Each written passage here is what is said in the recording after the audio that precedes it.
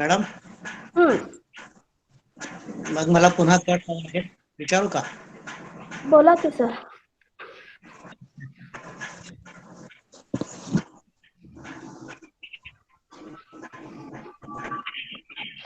Madam सोशलॉजीचं कधी आहे?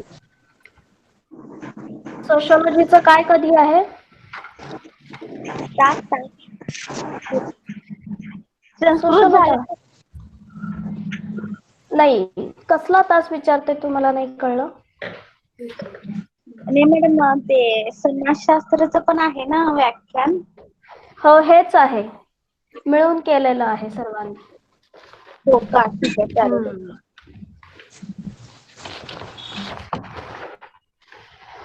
या कार्यक्रमाला आजच्या विद्यार्थ्यांचा खरंच प्रतिसाद खूप छान आहे, मोठा आहे.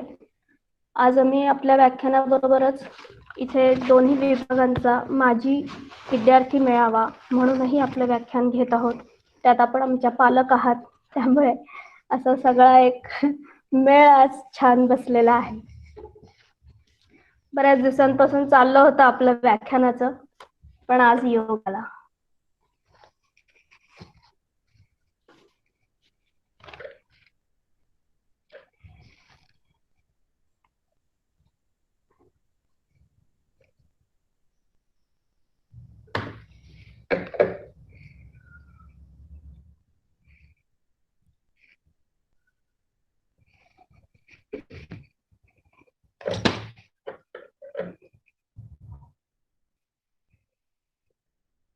मी एक स्क्रीनशॉट घेते हा मॅडम.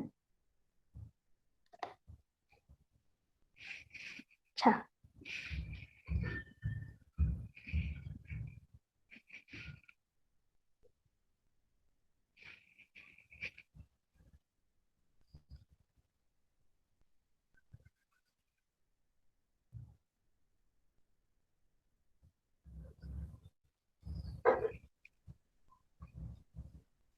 हा मॅडम, जॉईन होत आहेत सर. ओके. आजच्या सर्व कार्यक्रमाची जी योजना आहे ती सर्व विद्यार्थ्यांनी केलेली आहे.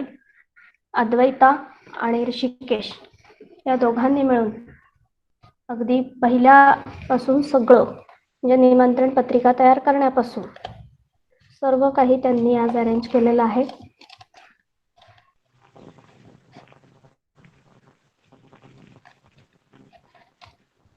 मॅडम, वेटिंग रूम मध्ये आहेत का काही जण? शर्वरीचा मेसेज आला की ते आली होत ना, नाही. नाही झालं. अच्छा अच्छा. माझ्यापर्यंत पोहोचली रिक्वेस्ट की होतंय. हा हा.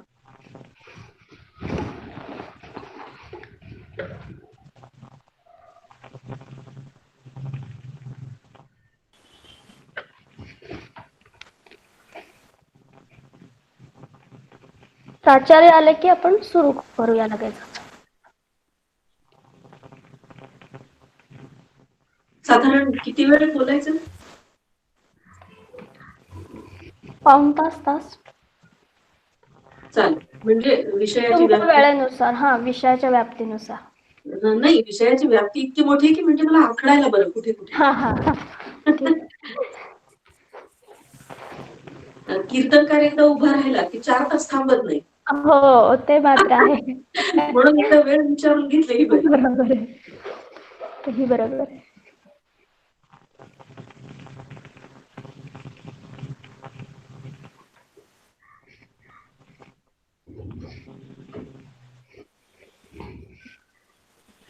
एखादी कविता कोणी म्हणणार आहे का?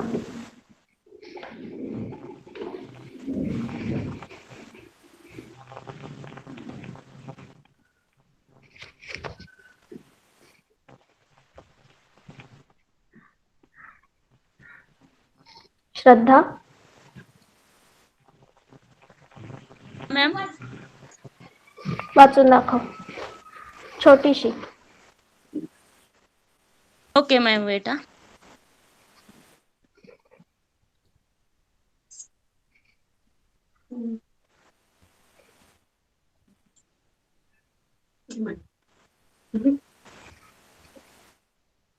हा मॅम, वाचून दाखवते.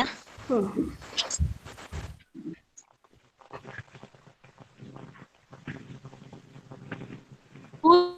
तोडत राहिलास हिरवी झाडी, त्या ठिकाणी उभारल्या सिमेंटच्या महाडी. तुझ्या कार्यामुळे आज प्राणी वर्ग मरतोय. अरे माणसा, तू स्वतःच नुकसान स्वतःच करतोय. तू झाडे तोडली, लोक विसरली सावली. तू झाडे तोडली म्हणून उष्णता वाढली.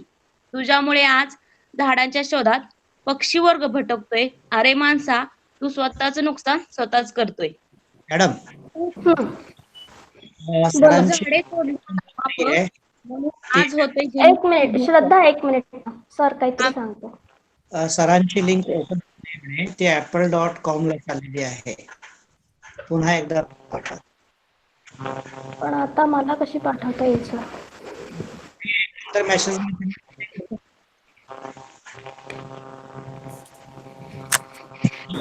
माझ्याकडची पाठवतो. हा, तुमचीच पाठवायला लागेल.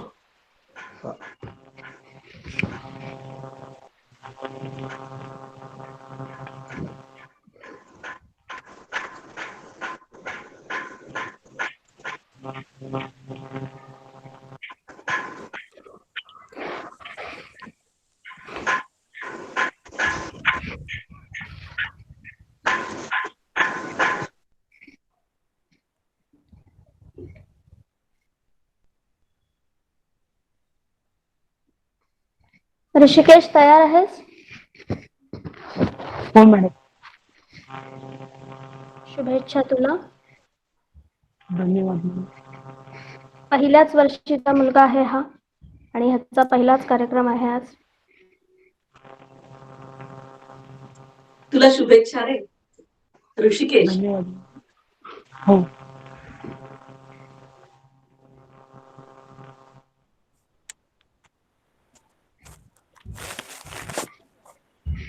आले सर.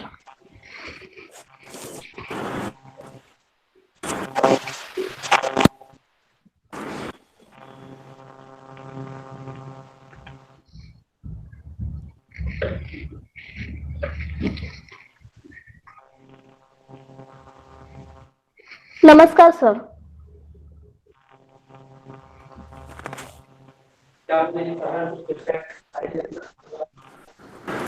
हा नमस्ते मॅडम. नमस्ते. आपण सुरू करूया सर. लिंक नसल्यामुळे मला अडचण आली. हा अच्छा. चालू करा. हा मगाची पाठवलेली लिंक होती ना त्याच्यावर मी जॉईनच होऊ शकत नव्हतो. मग आता राजशेखरनं पाठवलं.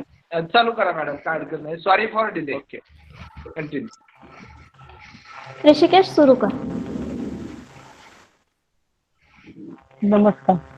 गजाननं भूतगणादिसेवितं कपित्थजम्बू फलसारभक्षितं उमासुतं शोकविनाशकारकं नमामि विघ्नेश्वरपादं. नमस्कार.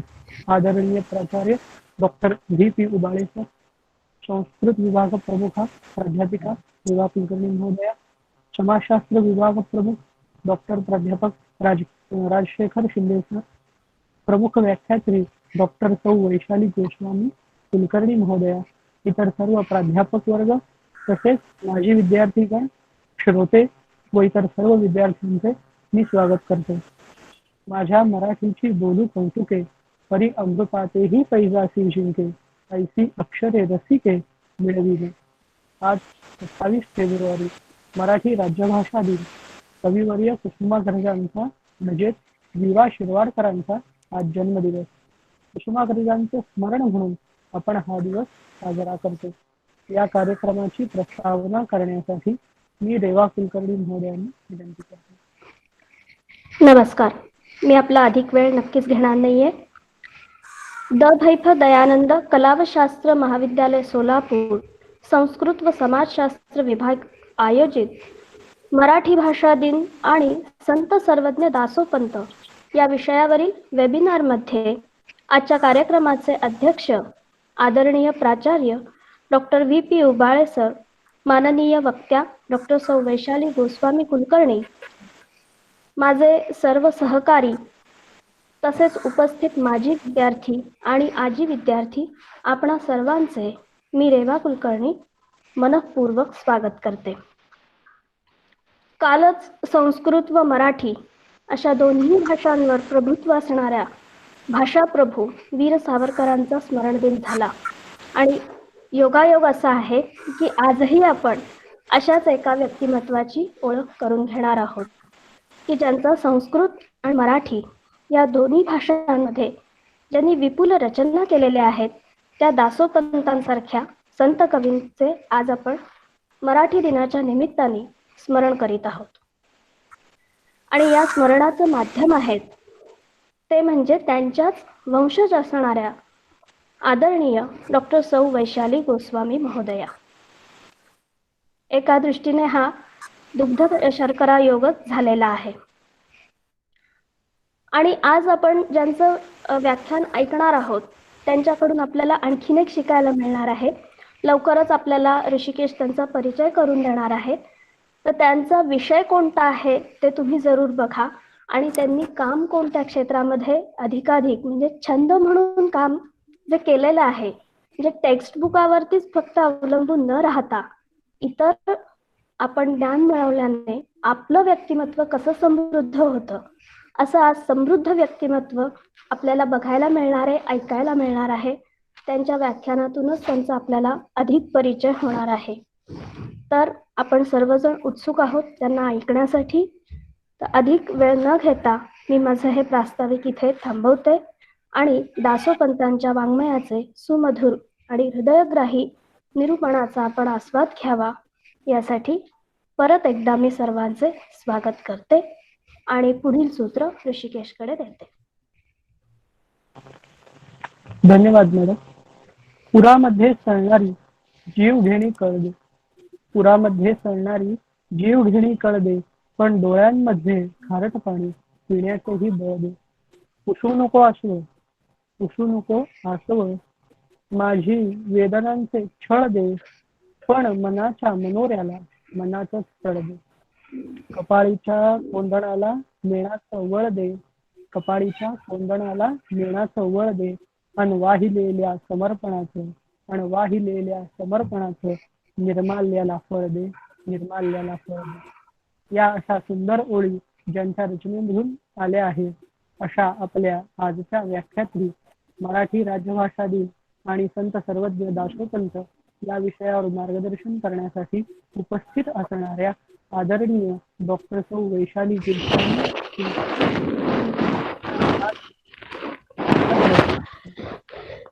डॉक्टर सौ वैशाली गोस्वामी कुलकर्णी महोदया आजच्या दिवसाचे अहोभाग्य म्हणजे त्या 16व्या शतकातील नाथपंचकातील प्रचंड वाङ्मय निर्मिती करणारे महत्वाचे संत कवी सर्वज्ञ दासोपंत गोस्वामी यांच्या 16व्या पिढीतील वंशजा आहेत. प्रतिभा निकेतन नांदेड येथे त्या इलेक्ट्रॉनिक विभागामध्ये इलेक्ट्रिकल टेक्नॉलॉजी हा विषय शिकवतात. एवढा वेगळा विषय अध्यापनाचा असून सुद्धा मायबोली मराठीचे प्रेम त्यांच्या PhDच्या संत सर्वज्ञ दासोपंतांच्या पदरचनांचा सर्वांगीण अभ्यास या विषयावरून दिसून येते.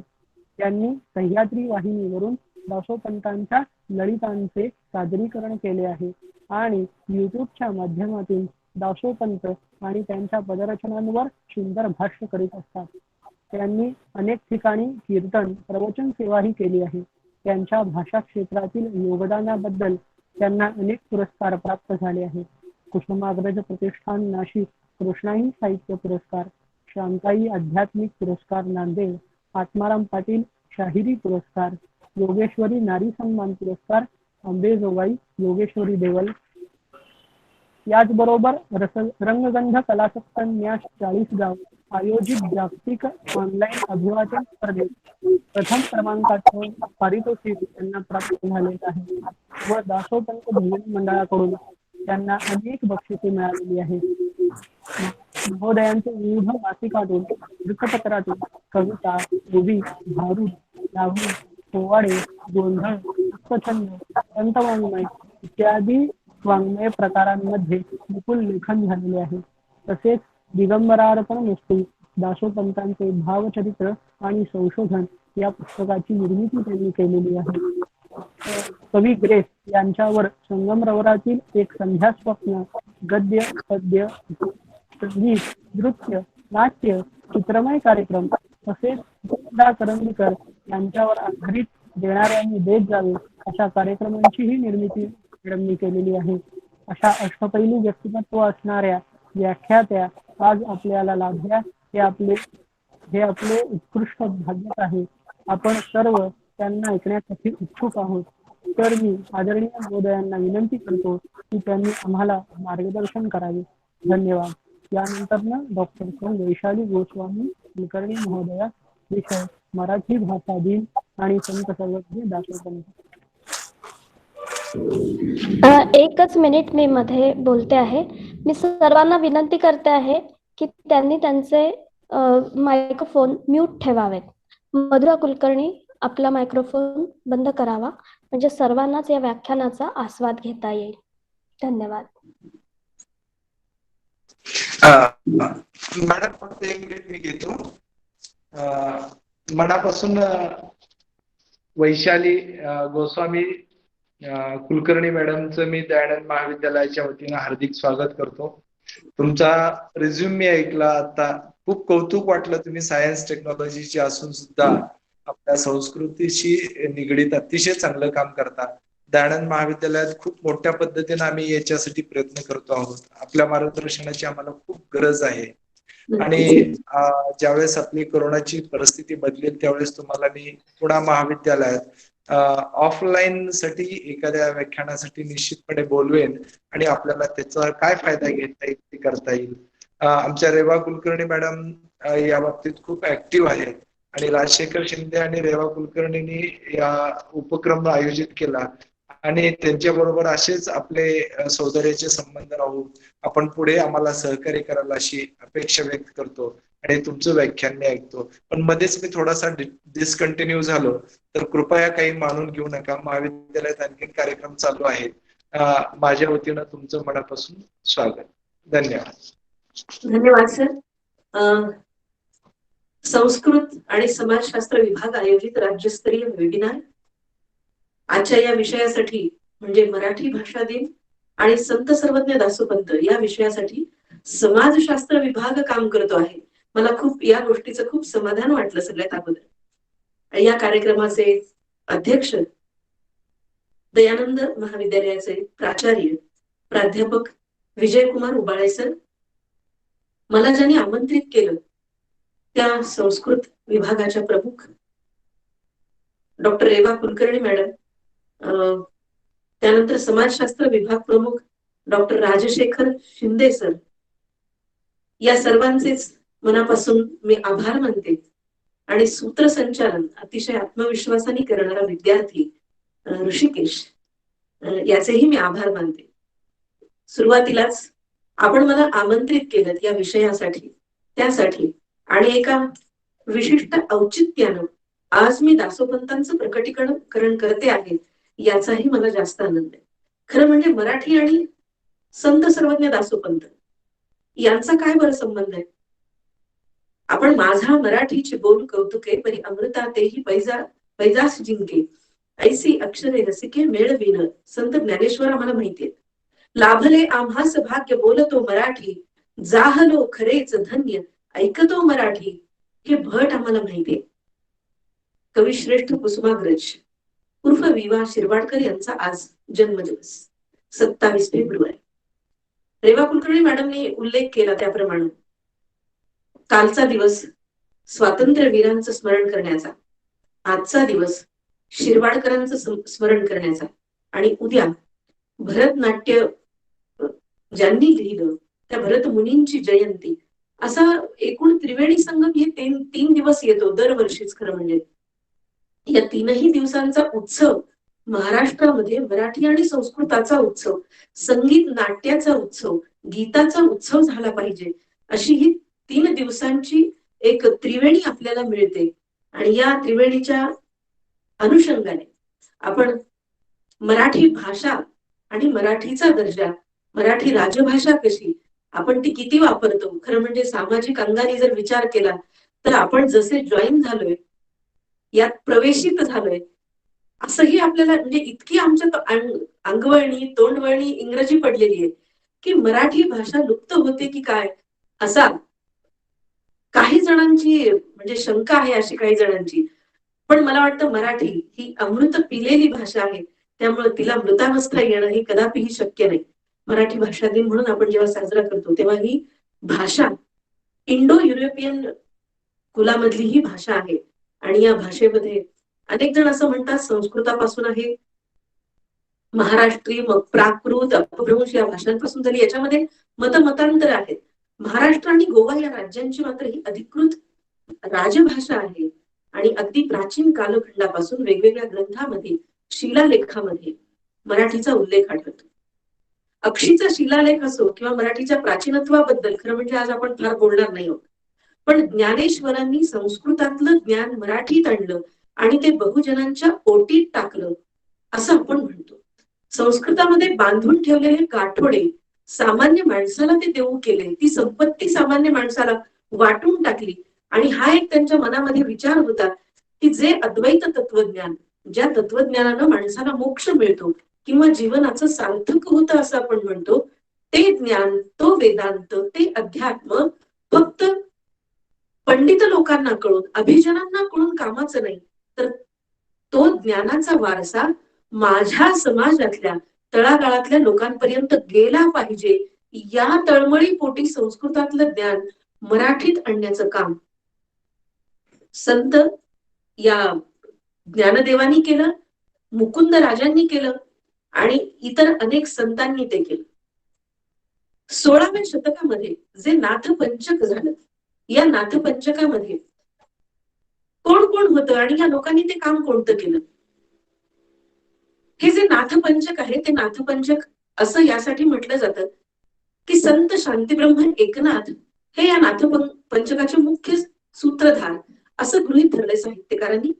आणि संत एकनाथ, रामा जनार्दन, विठा रेणुकानंदन, जनी जनार्दन आणि संत सर्वज्ञ दासोपंत हे नाथपंचक आहे. हे जनी जनार्दन जे आहेत ते नाथांचे गुरु जनार्दन स्वामींपेक्षा वेगळे, हे बीडचे. आणि हे सगळे 5 जण मिळून हे 16व्या शतकातलं नाथपंचक म्हणून साहित्यकार याला संबोधतात. याच्यामध्ये नाथांनी मराठीची वकिली केली, तशी दासोपंतांनी सुद्धा ही वकिली केली. मी तर म्हणते काकण भरती जास्त केली. दासोपंत आणि मराठी यांचा अन्वय आपण आधी बघणार आहोत आणि मग मी दासोपंतांच्या एकूण कार्याकडे वळणार.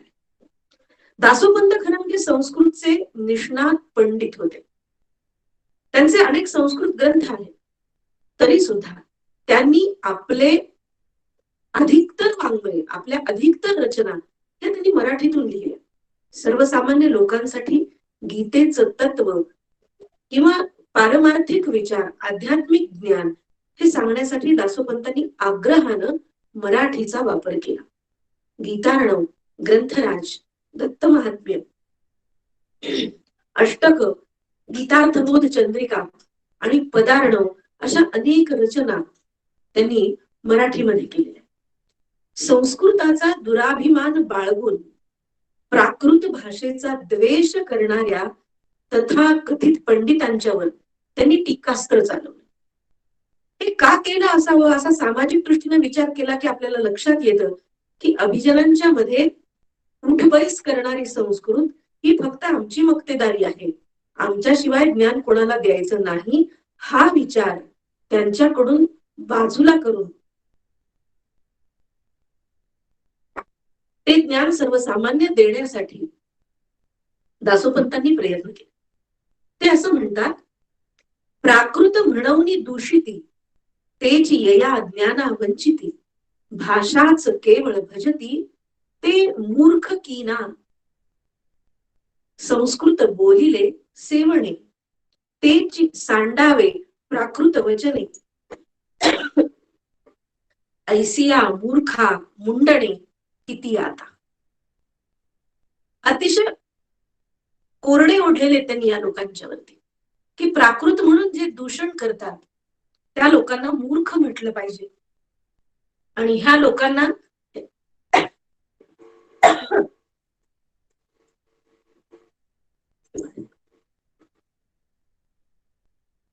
हे सांगितलं पाहिजे की संस्कृतातलं ज्ञान प्राकृतात येणं हे बहुजनांचा सुद्धा अधिकाराचा भाग आहे. संस्कृत शास्त्रांमधलं ज्ञान घ्यावं ते ग्रंथ अभ्यासावेत, त्यातलं तत्व जाणावं, ते सगळं लोकांना मराठीत सांगावं, असा त्यांचा लोकतत्वी दृष्टिकोन व्यक्त होताना दिसतो. संस्कृत भाषेचं ज्ञानाचं महत्व त्यांना मान्य होतच, पण सर्वसामान्याच्या व्यवहार्य भाषेमध्ये ते ज्ञान प्रमाणित व्हावं, प्रसारित व्हावं, ही तळमळ त्यांच्यामध्ये होती. गीता नावाच्या दुसऱ्या अध्यायामध्ये 42व्या श्लोकावरती गीतेच्या भाष्य करताना दासोपंत म्हणतात, संस्कृत असती ग्रंथ तयाचे जाणावे मत, ऐसे जे आर्त उपजे जीवा. आर्त म्हणजे अतिशय आतून वाटणारी तळमळ. आरती म्हणतो आपण, आरती म्हणजे देवाची आरती केलेली, ती अत्यंत आर्तपणे, प्रेमानं, जिव्हाळ्यानं, कळवळ्या पोटी. तरीची ते अभ्यासावे, अभ्यासुनी तत्व जाणावे, मग शब्द अवघे सांडावे, न भावे आसक्त. संस्कृत उत्तमच आहे, त्याच्यामध्ये काही वादच नाही, पण संस्कृतातलं जे ज्ञान आहे त्यांचं मतितार्थ जाणून घ्यावा, त्याचं ज्ञान घ्यावं आणि ते सामान्यांना सांगावं अशी तळमळ मला वाटते आहे, आणि म्हणून हा खटाटोप मी करतोय, असं आत्मप्रकटीकरण ते इथं करतात. दासोपंतांनी मराठी भाषा ही ग्रंथभाषा व्हावी यासाठी नेटानं प्रयत्न केला. संस्कृतचा अभिमान बाळगणारे पंडित संसारात मात्र मराठीचा वापर करतात, आणि मग जनसंपर्कासाठी जर मराठी चालते तर ज्ञानमार्गासाठी का नाही, असा सवाल दासोपंत उपस्थित करतात. फक्त पैशाच्या हव्यासानं संस्कृतचा वापर करणारे स्वार्थी संस्कृत पंडित यांना दासोपंत म्हणतात, अर्थार्थी जनु पंडितू तोही अर्थ साधता पाहतू. शब्दाचा श्लेष बघा, अर्थार्थी जनु पंडितू तोही अर्थ साधता पाहतू, मग प्रसंगीची आणि तू आपुले संस्कृत, आता आला रुका पुरे, मग सांडी संस्कृते उत्तरे, प्राकृता वाणी विचरे संसार मार्गी. संस्कृताच्या वृथा अभिमानानं, संस्कृताच्या अतिरेकी दुष्ट प्रवृत्तीच्या वापरानं लोक विनाकारण भाषेचं स्तोम माजवतात, आणि याच गोष्टीचा दासोपंतांनी निषेध केलेला आहे. त्यांनी इशारा सुद्धा दिलाय, यया संस्कृताचा अभिमानू तेणेची नाशला, हा जनू पुढेही येणे करूनू विनाशू असे. या संस्कृत निषेधपर वचनांचा हेतू खरं म्हणजे संस्कृत भाषेला दोष देण्याचा अजिबात नाही. संस्कृतचा अभिमान अविवेकी नाहीच, हे पुन्हा ध्यानात घेणं गरजेचं आहे. संस्कृतचा अभिमान बाळगलाच पाहिजे. स्वतः त्यांनी संस्कृतातून जर इतकी रचना केली असेल, भरपूर ग्रंथ लिहिले असतील, तर ते संस्कृतचा अभिमान बाळगणार नाहीत का? किंवा संस्कृतला दूषण कसे देतील? पण संस्कृताच्या अभिमानाच्या पायी मराठीची अवहेलना, तिची पायमल्ली दुष्ट प्रवृत्तीनं होता कामा नये, आणि त्या प्रवृत्तीवर त्यांनी प्रहार करण्याचं काम, या प्रवृत्तीचं स्तोम माजवलेल्या लोकांना थांबवण्याचं काम दासोपंतांनी केलं. अतिशय एक मार्मिक दृष्टांत ते देतात. ते म्हणतात, मराठी किती प्रगल्भ आहे सांगू का, कशी संपन्न आहे सांगू का, कशी समृद्ध आहे सांगू का. त्याचा दाखला दासोपंत बघा काय देत आहेत. संस्कृते घटू म्हणती, संस्कृते घटू म्हणती, आता तयाचे भेद किती, कवणा घटाची प्राप्ती पावावी तेणे. हरा डेरा रांजणू, हरा डेरा रांजणू, मुढा पडगा आणू, सुगड तवली सुजाणू, कैसी बोलेल, घडी घागरी घडवली, अलंदे बाचिके ववळी, चिटकी मोरवा पातली, सांजवण येते. ऐसे प्रतिभाषे वेगळाले, घट असती नामा विधाले, एके संस्कृते सर्व कळे, ऐसे कैसे न. घट हे संस्कृतात म्हणतात, पण ते म्हणतात माझ्या मराठीमध्ये या घटाला काय काय म्हणतात आणि किती प्रतिशब्द आहेत. म्हणजे भाषेचं सौष्ठव, भाषेची समृद्धी, भाषेची संपन्नता, भाषेची आणि बोली भाषेची जी काही व्याप्ती आहे, ती व्याप्ती सांगताना ते म्हणतात घटाला हरा, डेरा, रांजणू, मुढा, पडगा, अनु, सुगड, तवली, घडवली, अलक, बाचक, बवळी असे अनेक शब्द आहेत. लग्नाच्या मांडवामध्ये ठेवतो तो हरा डेरा, बरोबर आहे ना. आणि नवरी जो पुसते तो गौरी हार. संक्रांतीला येतं ते सुगड, मर्तिकाला वापरतात ते मडक. बघितलं तर या सगळ्यांचा आकार फक्त लहान मोठा आहे, ते एकच आहे. आणि दासोपंत किती मार्मिक उदाहरण देऊन आम्हाला हे सांगतात, हे इथे बघण्यासारखं आहे. संस्कृतामध्ये घट हा एकच शब्द आहे, पण प्राकृतामध्ये मात्र विविध शब्दांनी त्याची अभिव्यक्ती विविधार्थी होऊ शकते, हे दासोपंत इथे दाखवून देतात. संस्कृत भाषेचा वापर करून पैसा कमवणाऱ्या लोकांचा दासोपंत निषेध करतातच, आणि त्याचबरोबर संस्कृतातलं हे ज्ञान केवळ वटवट करून सांगणं त्यांना मान्य नाही, तर त्याचं मनन, त्याचं चिंतन आणि त्यानंतर त्याचं नवनीत काढून मग ते प्राकृतात घेऊन मग ते बहुजनांना सांगावं, असं त्यांचं म्हणणं आहे. दासोपंतांच्या ग्रंथात, ग्रंथराजामध्ये प्राकृताच्या पुरस्काराचं समर्थन त्यांनी केलेलं. कवणी म्हणैल प्राकृत नव्हे हे ब्राह्मणाचे मत, तरी ते मूर्ख अत्यंत ऐसे जाणावे. म्हणवणी हे प्राकृत, परंतु तत्वज्ञान घनामृत, जतन करावे अत्यंत ग्रंथाचे. म्हणून प्राकृताला अनुसरताना संस्कृताचा दर्जा, संस्कृताचं ज्ञान, संस्कृताचा जो काही आदर आहे तो त्यांनी कधीही कमी केला नाही. संस्कृती आणि संस्कृत यांचं अभिन्न अंग लक्षामध्ये ठेवून त्यांनी ह्याचा पुरस्कारच केलेला आहे. दासोपंत केवळ अभिजनांसाठी नव्हे तर बहुजनांसाठी हे काम करत होते, हेही याच्यावर लक्षात येतं. मराठीचा कैवार घेणाऱ्या संतांपैकी दासोपंत हे अतिशय श्रेष्ठ आणि अहमहमिकेने प्राकृताचा दर्जा हा संस्कृताच्या बरोबरीने आणण्याचा, संस्कृतच्या बरोबरीने आणण्याचा प्रयत्न करताना दिसतात. मराठीनं आपलं स्वतंत्र वाङ्मय करावं, संस्कृतमध्ये गाढ चिंतन करावं आणि हे चिंतन मराठीत आणावं आणि संस्कृत मधल्या पूर्वकालीन सगळ्या प्रकारच्या कल्पनांचं प्रकटीकरण. दास्य उत्पन्न होत नाही, अगदी विचार परंपरा जरी आपण म्हटलं तरी दासोपंतांनी ही विचार परंपराच पुढे मांडली. आणि ती कल्पना महाराष्ट्रामध्ये खरं म्हणजे रुजली नाही. जर महाराष्ट्रामध्ये ही कल्पना कदाचित रुजली असती तर दासोपंतांचं ध्येय जर आपल्याला लक्षात आलं असतं, तर त्यांची जी स्वतंत्र बुद्धीची ही जी स्वयंप्रज्ञता आहे ही जर आपण अनुसरली असती तर कदाचित महाराष्ट्राला मराठीचे दिवस साजरे करण्याची खरंच वेळ आली नसती. कदाचित महाराष्ट्रामध्ये याची चांगली फळं तत्कालीन लोकांनी जर ते अनुसरलं असतं तर आम्हाला बघायला मिळाली असती.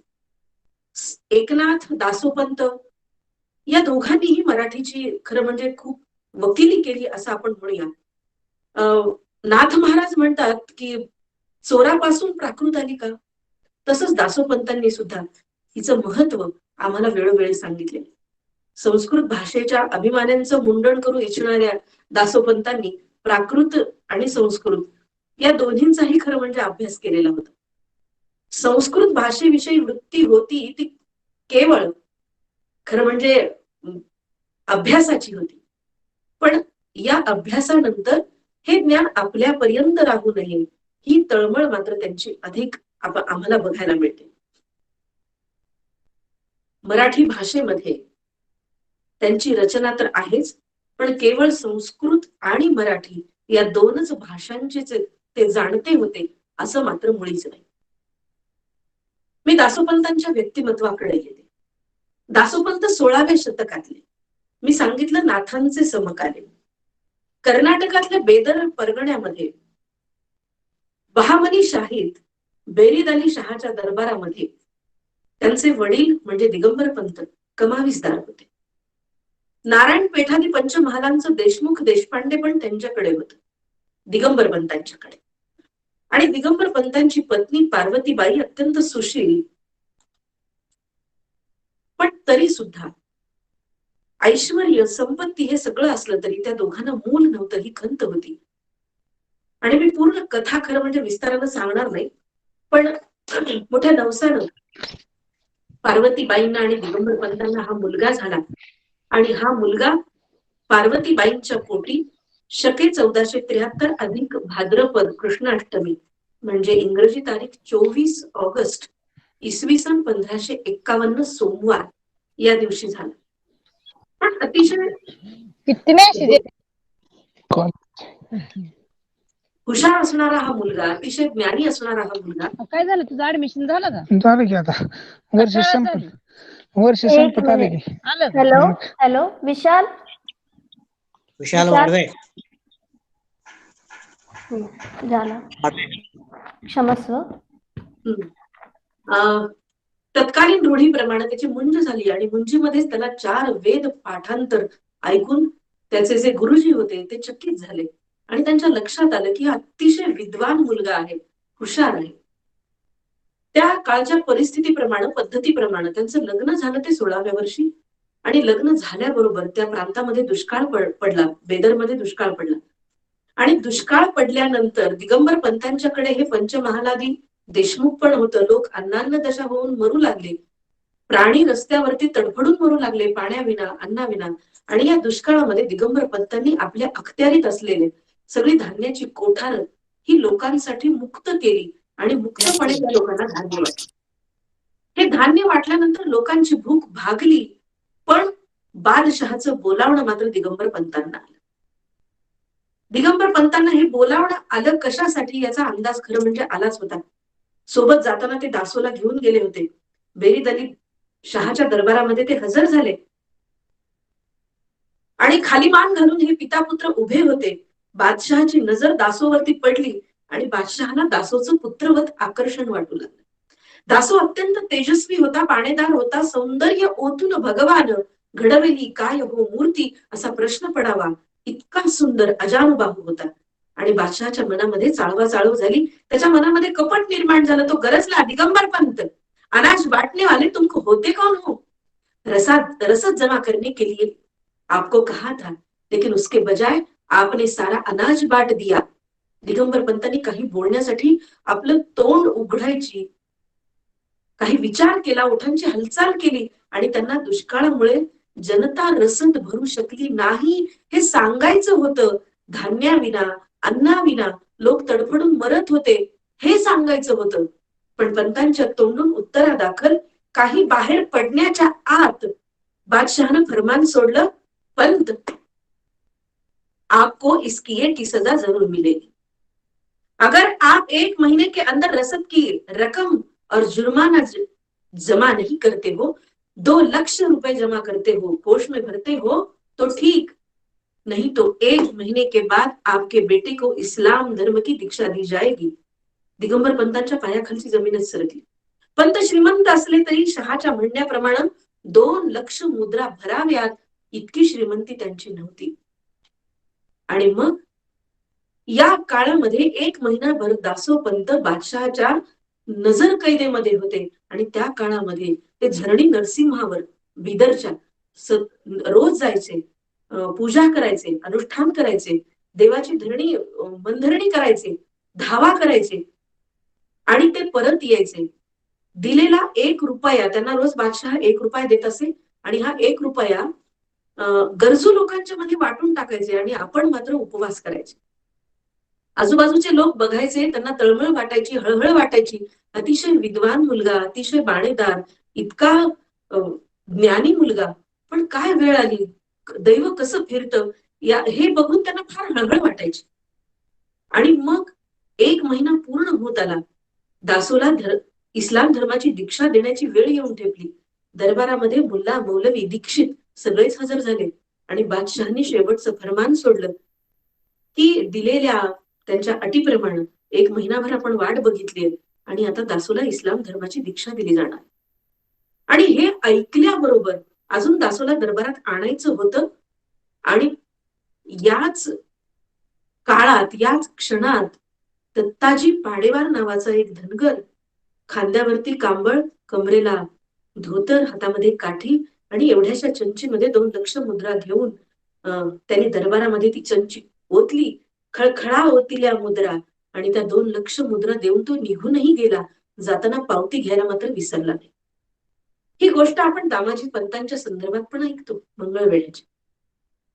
पण मी आता मुद्दाम ही सांगितली कथा यासाठी की नवीन मुलांना हा चमत्कार, या आख्यायिका मूर्खपणाच्या वाटतात, पण याच्याकडे सामाजिक दृष्टीनं बघितलं पाहिजे.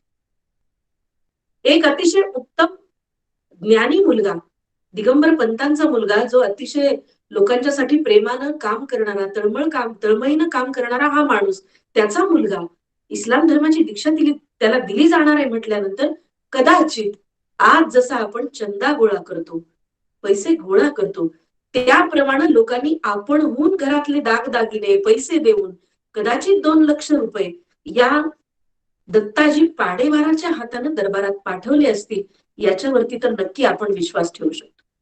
आणि म्हणून 2 लक्ष मुद्रा दिल्याच्या नंतर दासोपंतांना घरी आणण्यात आलं. पण एव्हा ना त्याची बायको आणि आई रडून रडून खूप थकलेल्या होत्या. आता त्यांनी काय करावं हा प्रश्न होता. दासोपंत दारामध्ये दिसले, दासो दारात दिसला, मात्र आईनं घट्ट मिठी मारली आणि त्यांना असं वाटलं की माझी सून नवीच घरात आलेली आहे आणि तिच्यासाठी हे इतकं संकट, किती मोठं संकट दूर झालंय. 2, 3, 4 दिवस गेले, आठवडा गेला. दिगंबर पंतांनी दासोला विचारलं, पैसे भरले कुणी? आणि दासोला असं वाटत होतं की दिगंबर पंतांनी कोणाला तरी पाठवले. तो म्हणला, तात तुम्हाला माहित नाही? ते म्हणाले, नाही, तुम्हीच तर पाठवलं होतं. तो म्हणाला, दिगंबर पंतांचा मी 7 पिढ्याचा दास आहे आणि मला पावती लिहून द्या, ती दिगंबर पंतांच्या नावाने लिहून द्या. आणि दिगंबर पंतांच्या आणि दासोच्या दोघांच्याही हे लक्षात आलं की हे सगळं देवाच्या कृपेचं काम आहे, लोकांचं काम आहे, लोकांनी कदाचित पैसे दिले असतील. आणि हा कोण, हा दत्ताजी पाडेवार कोण, त्याला भेटलं पाहिजे या तळमळीनं दासोपंतांनी काही दिवसातच घर सोडलं आणि ते बाहेर पडले. पुढचा प्रवास त्यांचा मोठा दीर्घ आहे. भारतभर ते फिरले, माहुरगडी राहिले, 12 वर्ष तपश्चर्या केली. त्यानंतर ते राक्षस भुवनला आले. राक्षस भुवनलाही त्यांनी गोदावरीच्या तीरावरती साधना केली आणि तिथे त्यांना दृष्टांत झाला. तिथे आजही दासोपंतांच्या धाकट्या देवघरी ज्या पादुकांची पूजा केली जाते, त्या पादुका तुम्हाला आजही बघायला मिळतील. त्या पादुका त्यांना वाळूच्या पात्रामध्ये ज्या ठिकाणी त्यांना खणायला सांगितलं तिथे त्या मिळाल्या. सगुण मूर्तीचं दर्शन झालं, षडभुजधारी एकमुखी दत्तानं दर्शन दिलं आणि त्यांना अंबाजोगाईला येण्याची आज्ञा दिली. परळी मार्गाने ते अंबाजोगाईला आले आणि अंबाजोगाईतल्या मध्यवर्ती गणपती मंदिराच्या चौबाऱ्याचं मंदिर म्हणतात त्याला, चौबाऱ्यातलं मंदिर, त्या बाहेरच्या ओसरीवर गाभाऱ्याच्या बाहेर ते बसले होते.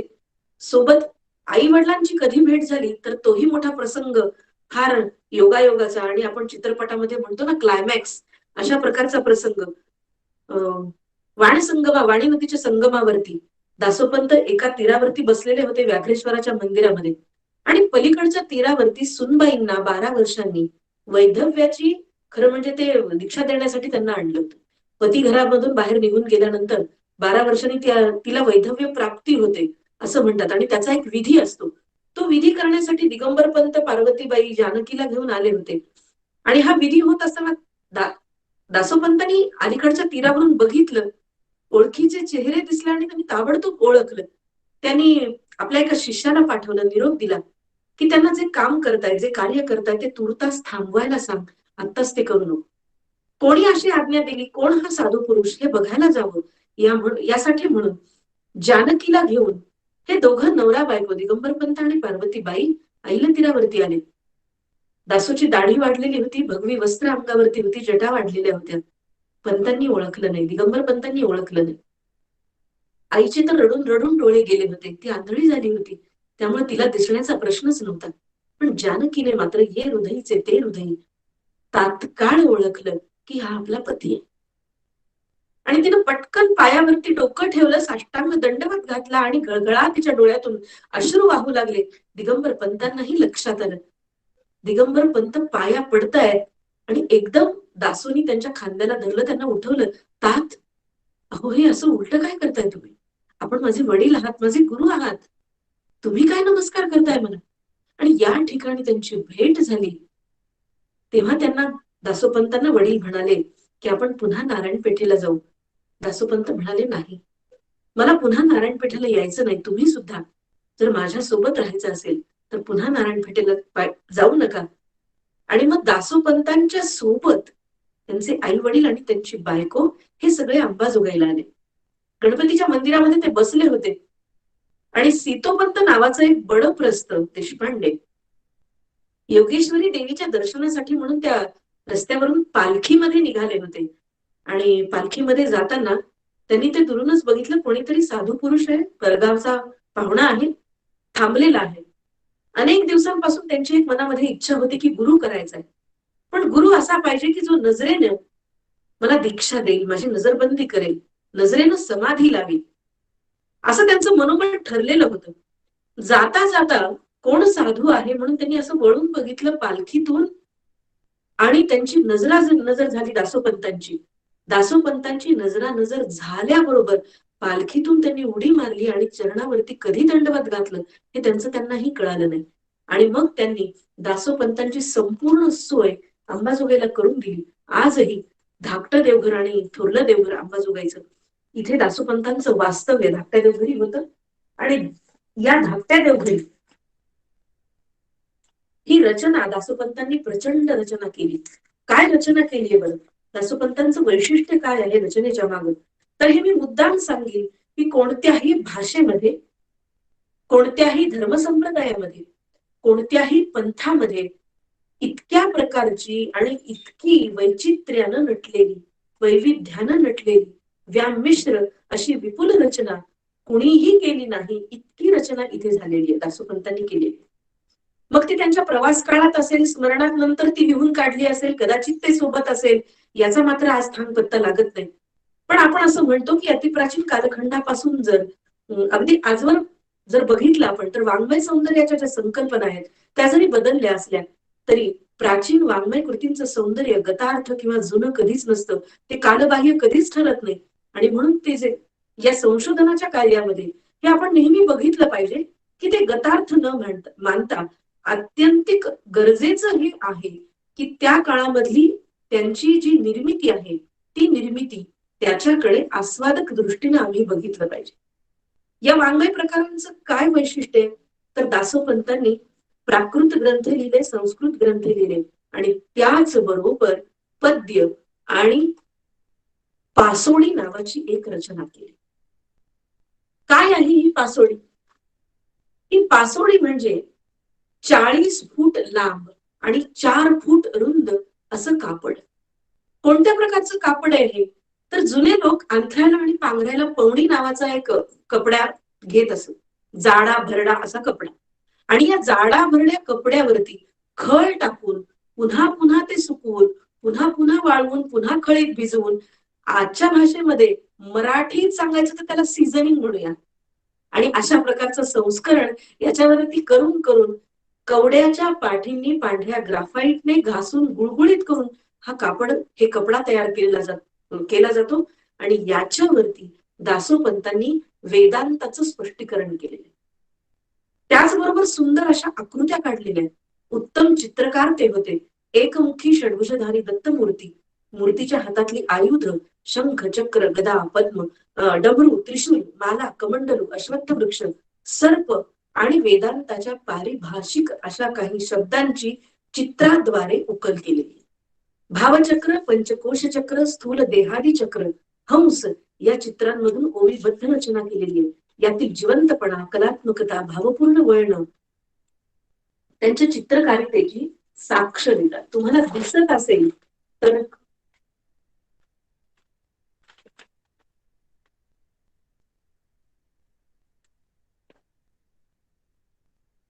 हा अश्वत्थ वृक्ष आहे. आपण सर्वांना माहितीये की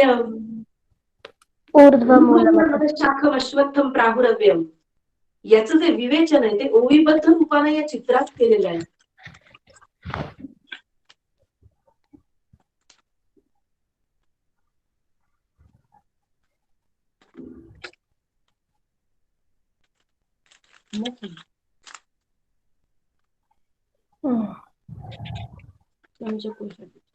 पंचकोशादी चक्र हा एकूण वेदांताचा भाग आहे.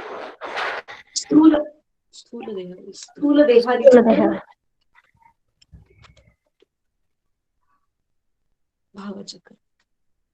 भावचक्र, सर्प. हा सर्प काय म्हणून आहे? वेदांताचा जो आपण आचार्यांनी सांगितलेला दृष्टांत सिद्धांत म्हणतो ना, दोरीचा आणि सर्पाचा. अच्छा. त्याचं विवेचन आहे. डमरू, या आकृत्यांमध्ये काही लिहिलेलं आहे का? लिहिलेलं आहे, ओवीबद्ध रचना आहे, ओवीबद्ध रचना आहे. अच्छा.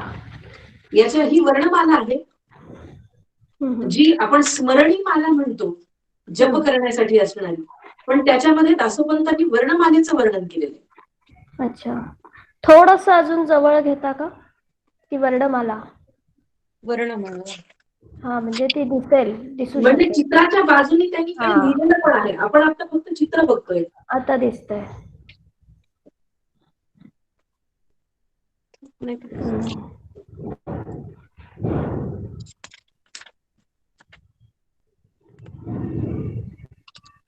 शंख.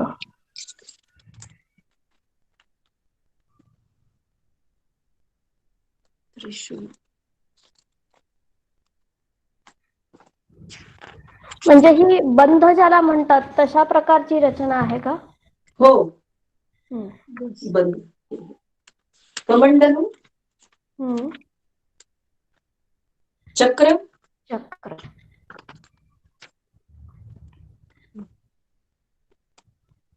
अत्यंत सुबक अशा प्रकारची एकमुखी षड्भुजधारी, म्हणजे त्या अवयवांचा वेदांताचं स्पष्टीकरण करताना कार्य कारण भाव ओवीबद्ध रूपाने त्यांनी त्याच्यामध्ये लिहिलेला आहे.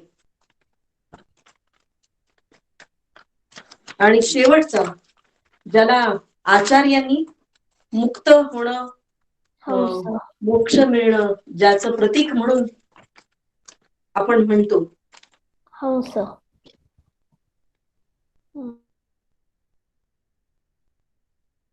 खरं म्हणजे हे मी आता जे दाखवलं ते पुस्तकात, पण दासोपंतांनी हे 40 फूट लांब आणि 4 फूट एकाच कापडावरती, म्हणजे जगामधली ही एकमेव द्वितीय अशा प्रकारची ही रचना आहे, ज्याच्यामध्ये मराठी साहित्य, माध्यम म्हणून कपड्याचा वापर आणि चित्राकृती आणि वेदांताचा उहापोह किंवा त्याचं निरूपण, अशा अनेक गोष्टींचं एकत्रीकरण याच्यामध्ये झालेलं दिसतं. तुम्हाला याच्यानंतर समर्थांच्या काळातल्या काही पोथ्या, काही कागद असे बघायला मिळतील. पण माझ्या दृष्टीने मी आतापर्यंत ज्या ठिकाणी चौकशी केली किंवा अनेक ठिकाणी विचारलं, दासोपंतांच्या पूर्वीची अशी रचना मात्र अजूनही कुठे बघायला मिळालेली नाही. आणि खरोखर 40 फूट लांब आणि 4 फूट रुंद असा हा गुंडाळी करून ठेवलेला हा जो कपडा आहे, अंबाजोगाईला आजही आहे. त्याची जपणूक होते आहे, कारण 400 वर्ष झाली आहेत. आणि तो कपडा टिकणं, खरं म्हणजे टिकण्याच्या दृष्टीनं तेव्हा त्यांनी किती प्रयत्न केले, म्हणून तो आजवर जेवढा आहे तेवढा तरी शिल्लक आपल्याला बघायला मिळतो. नक्षीदार याच्यावरची वेलबुट्टी, दत्तमूर्तीच्या वस्त्रावरची पाना फुलांची नाजूक नक्षी, त्याचे जे स्ट्रोक म्हणतो आपण चित्राच्या भाषेमध्ये, आणि चित्र आणि काव्य यांचा सुंदर संगम एका आगळ्या वेगळ्या माध्यमातून वापर करून दासोपंतांनी मराठी सारस्वतातलं हे अद्वैत वाङ्मय शिल्प उभं केलंय असं म्हणायला खरं म्हणजे खरं वावगं नाही असं म्हणणं. दासोपंत गीतार्णवामध्ये ग्रंथराजामध्ये भाष्यकार म्हणून आपल्या समोर येतात. पालवा पुढे पालव घेऊची लागले धाव, या उक्तीनं आणि या अनिवार्य स्फुरणाच्या उर्मीनं दासोपंत वाङ्मय निर्माण करतात. त्यांनी ग्रंथराज लिहिला, जो दासबोधाच्या पूर्वीचा अवतार आहे हे मानायला हवं. दासोपंतांनी जेव्हा ग्रंथराज निर्माण केला, तुम्हाला सर्वांना माहितीये की समर्थांच्या ग्रंथराजाला दासबोध आणि दासबोधाला ग्रंथराज म्हणतात, पण त्या पूर्वीचा हा दासोपंतांचा ग्रंथराज आहे. आणि दासोपंतांच्या अनेक ग्रंथांचं सरमिसळ एकत्रीकरण म्हणजे दासबोध आहे. म्हणजे त्यातल्या तर दासबोधातल्या 11 ओव्या मी नेमक्या शोधून अशा बाजूला काढल्या की जशाच्या तशा त्या दासोपंतांच्या ग्रंथराजातल्या, काहीच फरक नाही त्याच्यामध्ये. म्हणजे आपण म्हणतो की पूर्वसुरींचा जो एक परिमळ असतो, हा परिमळ पुढच्या साहित्यिकांच्या मध्ये येत असतो. त्यांच्या पावलावर पाऊल ठेवून पुढचे साहित्यिक काम करत असतात. आणि म्हणून मी हे नेहमी म्हणते, रामदास स्वामी हे दासोपंतांच्या सगळ्या अवतार कार्याचं मराठीत नेक्स्ट व्हर्जन आहे. आणि म्हणून हे त्यांचं जे राहिलेलं काम आहे, किंवा दासोपंतांना जो मठाचा पसारा नको होता, त्यांनी म्हटलंय अनेकदा की हा पसारा मला नको, फक्त लोक यावेत आणि त्यांनी ज्ञान घ्यावं. पण समर्थांनी ती काळाची गरज ओळखली आणि व्यायामशाळा म्हणा किंवा ह्या ज्ञानाच्या शाळा म्हणा त्यांनी उघडल्या. आणि म्हणून रामदास स्वामी हे त्याचं, रामदास स्वामी अंबाजोगाईला आले होते, ते राहिले, अभ्यास केला त्यांनी ग्रंथाचा. त्यांच्या मठामध्ये सुद्धा दासोपंतांच्या ग्रंथराजाच्या अध्यायाच्या प्रती मिळतात. गीतार्थ बोध चंद्रिका आणि अशा प्रकारचे अनेक ग्रंथ, दत्त महात्म्य, संस्कृत प्राकृत ग्रंथ दासोपंतांनी खूप लिहिले. आणि गीतार्णव त्याचबरोबर पदार्णव हा अतिशय सुंदर ग्रंथ त्यांनी लिहिला, ज्याच्यामध्ये तत्वज्ञान, भावविवशता, संगीत, बहुभाषिकता, वेद आणि उपनिषदांच्या श्रुतीवर सुद्धा दासोपंतांनी पद रचली आहेत. आणि हा पहिला कवी असावा ज्यांनी वेदांच्या वरती आणि उपनिषदांच्या वरती पद काव्य लिहिलं. भावकवी म्हणून त्यांचा परिचय आपण आधी संक्षिप्तपणे जर आपण करून घेतला तर याच्यामध्ये दासोपंत हे पहिले क्रांतिकारक संत आहेत की जे दत्त संप्रदायामध्ये सुफी संताचा आणि मधुरा भक्तीचा संयोग करतात. हे फार अपरिचित आहे लोकांना की मधुरा भक्ती दत्त संप्रदायामध्ये कुठेही नाही, पण मधुरा भक्ती आणि प्रियकर प्रेयसीचं प्रेम दासोपंत व्यक्त करतात आणि अनेक विरहिण्या लिहितात. हे दासोपंतांचं वैशिष्ट्य आहे. दासोपंत श्री दत्ताला भक्त म्हणून तर भजतातच, पण आई, बाप, सखा, बंधू, प्रेमिका, प्रेयसी अशा प्रकारच्या अनेक वृत्तींनी ते भजतात आणि अशा प्रकारची अनेक भावाभिव्यक्ती करणारी, आत्माविष्कार करणारी पद दासोपंतांची आहे. बरं, केवळ भावाभिव्यक्तीच नव्हे तर दासोपंत उत्तम संगीतज्ञ होते. संगीत हा पदार्णवाचा मूल गाभा आहे. अभिजात संगीत आहे, सुगम संगीत आहे, नाट्य संगीत आहे, लोकसंगीत आहे. आणि या सगळ्या प्रकारच्या संगीताचा मुक्त वावर दासोपंतांच्या या पदार्णवामध्ये आपल्याला झालेला दिसतो. विविध राग, विविध ताल, सरगम, मेळाप, परण यांचा भरपूर वापर आहे. म्हणजे गम म गम म गम गम प म गा गा रि गम रि गम रि ग रि गम ग रि रे सारी रे सारी रे सारी सारी स ग रि रे, किंवा नग नग नग नग धिकी तक तक तक धिल्ला ना धिरकी तक दलांग तक दलांग तक ददकी नतय, अशा प्रकारच्या रचना परण आपल्याला ऐकायला मिळतं.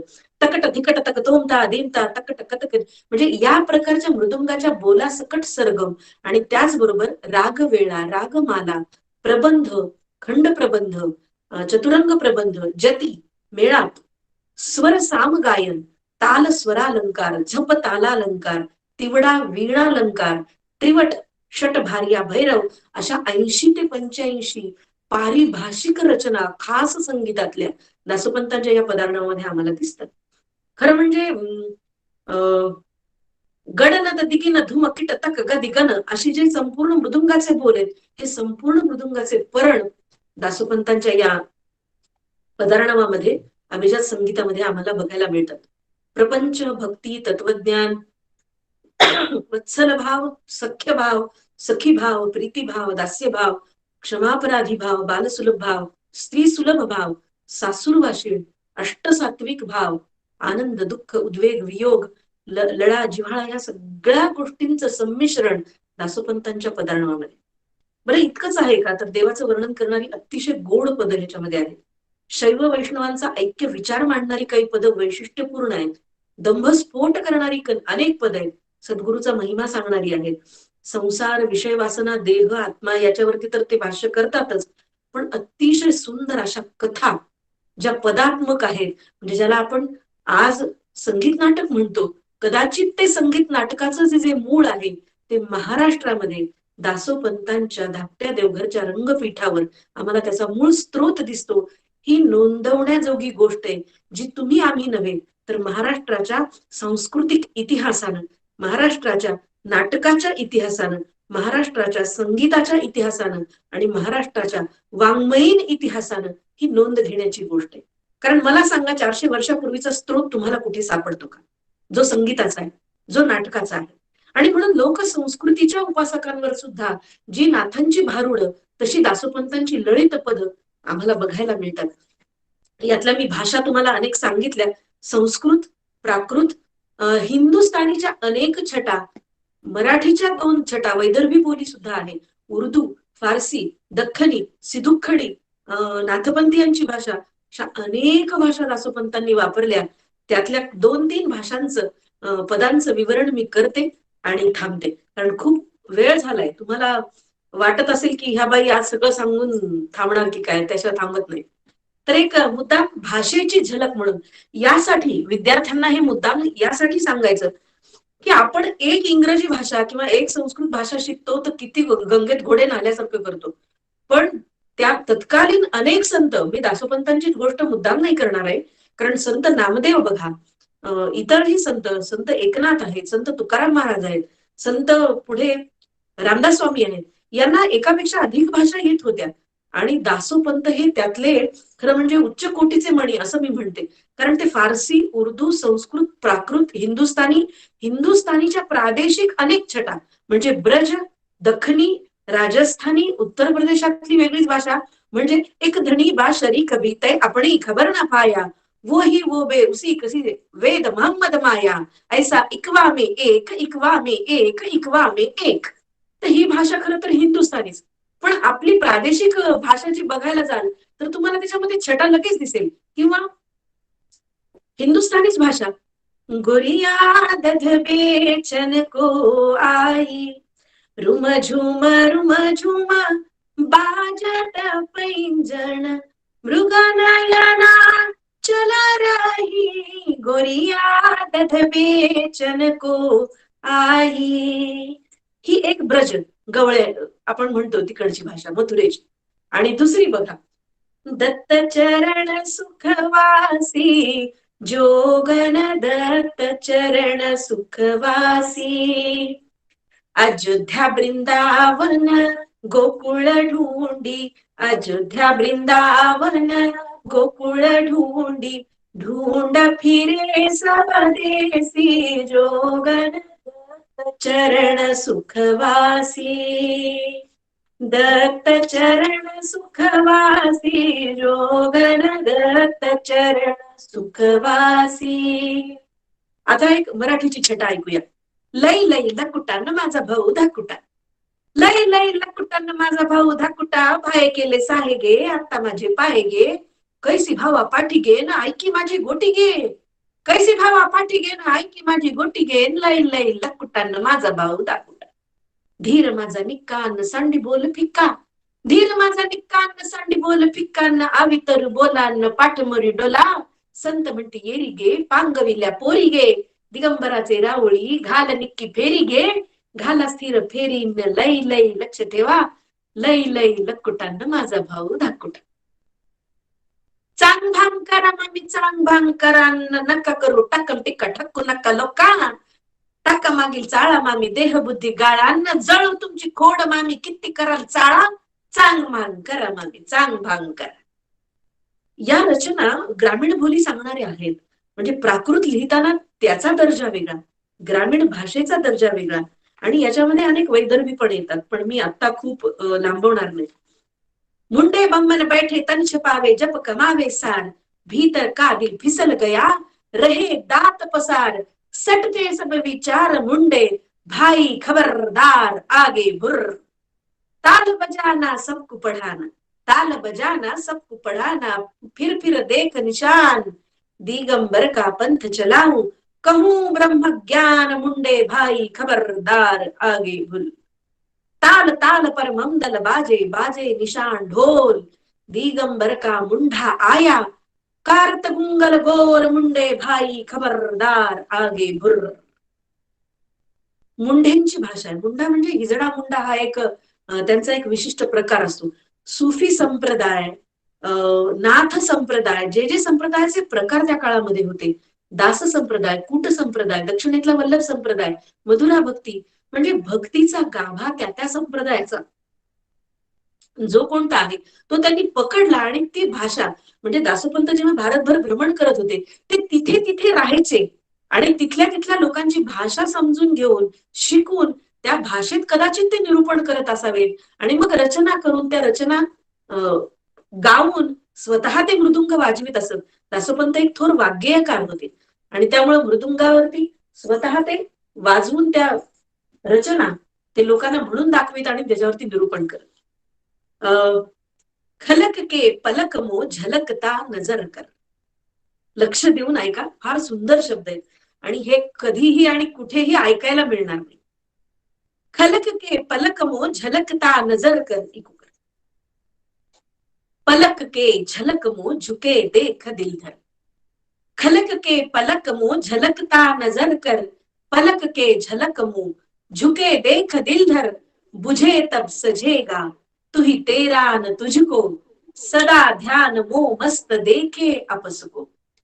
महले महल मो महल एक सारा, महल के ऊपर उन्मनी का नजारा, हमेशा झुके मस्त माते दरस को, सदा राम आराम होवे परस को, जिकिर कर फिकिर कू मुकर के न कर तू, जिकिर कर फिकिर कू मुकर के न कर तू, नजर कर नजर फिर न हो दर बदर तू, न हो बेशरम तू, न हो बेशरम तू, शर्म धर जीवन की, न पावे कभी मोट बांधे पवन की, महल पर खड़ी मस्त नाजुक बदन है, महल पर खड़ी मस्त नाजुक बदन है, झुके झोंकती देखती वे मगन है, उसे देखने को यार ठाड़ा दीवाना, करम के दरस को न हमको ठिकाना, धर्म के करम का मरम कौन जाने, धर्म के करम का मरम कौन जाने, उसे देखने को खड़े हैं दीवाने, गगन घट मनोघट गगन मो नजर कर, गगन घट मनोघट गगन मो नजर कर, अलख तुझ मनो तू अलख मो जिकिर कर, न तू है जुदा, न तू है जुदा, न तुझ मो जुदाई, जुदाई बुझे तब दिगंबर खुदाई, जुदाई बुझे तब दिगंबर खुदाई. अतिशय उत्तम भाषेचा नमुना याच्यामध्ये आपल्याला बघायला मिळतो. चिरेबंदी वाड्याचे म्हणजे तयार केलेले दगड, ज्याला आपण चिरे म्हणतो, ते चिरे एकमेकांच्या बाजूला ठेवून पक्के बांधून एक चिरेबंदी वाडा बांधावा, इतके परफेक्ट यमक, त्याच्यातली नाद लयता, त्याच्यामधली शब्दांचा वापर आणि या सगळ्यांच्या बरोबर त्याच्यातली भावगर्भता, या सगळ्या गोष्टी एका माणसाला साधता येणं, याला दैवीच कृपा लागते, ही गोष्ट खरोखर मानायला हवी. दासोपंतांच्या काही संस्कृत रचना आहेत, त्या संस्कृत रचनांनी मी मुद्दाम शेवट करणार आहे. कारण दासोपंत जसे संस्कृत आणि प्राकृतावर प्रेम करत होते, तसे ते अनेक भाषांवर प्रेम करत होते. त्यांनी कन्नड भाषामध्ये रचना केली आहे, तेलुगू भाषामध्ये रचना केलेली आहे, आणि या सगळ्या भाषा भगिनींना एका संमेलनामध्ये आणण्याचं काम महाराष्ट्राच्या मराठी संतांनी केलं, याचा अभिमान आम्हाला आज वाटला पाहिजे. आणि नामदेवांनी हा जो संकीर्तनाचा एक घोष सुरू केला, वेल लावला, ज्ञानदेवांनी जो मोगऱ्याचा वेल लावला, त्याला पुढे फळं येण्याची चिन्ह जी दिसू लागली ती 16व्या शतकामध्ये. आणि मला वाटतं या सगळ्या प्रक्रियेमध्ये दिव्य फळ जे महाराष्ट्रामध्ये मराठीला लागलं, ते दिव्य फळ म्हणजे दासोपंतांचं वाङ्मयीन कर्तृत्व आहे. आणि दासोपंतांचं वाङ्मयीन कर्तृत्व एका तासाभरात सांगणं म्हणजे धावपळ करत कसं तरी मॅरेथॉन गाठण्यासारखं आहे. त्याच्यामुळे एक विषय घेऊन त्यांच्यावरती अनेक दिवस काय, मी तर नेहमी म्हणते की मी आयुष्यभर बोलत राहिले तरी कमी पडणार आहे. म्हणजे त्यांचं व्यक्तिमत्व, त्यांची ग्रंथरचना, त्यांचं विद्वत्ता, त्यांच्या रचनेच्या वेगवेगळ्या पैलूंवर प्रकाश टाकायचा म्हटलं तर खूप त्याला वेळ आहे, लागतो खूप. त्यांची एक रचना ग्रंथ घेतला तर त्याच्यावरती अनेक दिवस बोलता येईल असा प्रकार आहे. पण अक्षरशः संपूर्ण म्हणजे असीम आकाश ओंजळीमध्ये घेऊन दाखवण्यातला हा आजचा प्रकार आहे, धावत पळत. आणि त्यात पुन्हा मराठी दिन, म्हणजे मराठीचं एक वेगळं वैशिष्ट्य आधी मला सांगितलं पाहिजे, या दृष्टीनं त्यात 10-15 मिनिटं. त्यामुळे तरी सुद्धा दासोपंत काय प्रकरण होतं, काय उंची होती, काय त्यांची व्यामिश्रता होती, काय बहुभाषिकता होती, त्यांचं व्यक्तिमत्व किती अष्टपैलू होतं, हे आम्हाला बघायला मिळतं. दासोपंत रचना करताना ग्रंथांमध्ये ते दिगंबरू म्हणे असं पदामध्ये म्हणतात आणि दिगंबरा नुचर असं ग्रंथामध्ये म्हणतात. म्हणजे स्वतःचं नाव सुद्धा जो माणूस स्वतःला लावून घेत नाही, दास म्हणे असं म्हणत नाही ते. म्हणजे जसं आपण नामा म्हणे, तुका म्हणे असं म्हणतो, ज्ञाना म्हणे, पण दासोपंत स्वतःच्या गुरुच्या नावाने या सगळ्या रचना करतात, प्रत्यक्ष परमेश्वराच्या नावाने रचना करतात. स्वतःचं नाव म्हणजे अलक्षित तर राहिलाच, पण प्रसिद्धी परांगमुख अशा प्रकारची वृत्ती असणारा हा माणूस, यांची संस्कृत रचना मी तुमच्या समोर ठेवते आणि थांबते. त्यांची एक आरती आहे, ती आरतीनं आपण शेवट करूया. पण त्याच्या अगोदर एक पद आहे, ते पद संस्कृत आहे. अर्थात याच्यामध्ये अनेक पाठभेद झाले असतील, म्हणजे मी मुद्दाम रेवा मॅडमकडे अंगुली निर्देश करीन की यात काही कदाचित चुका असण्याची शक्यता आहे. मी हे नेहमी म्हणते की 400 वर्षापूर्वीचं हे सगळं आहे.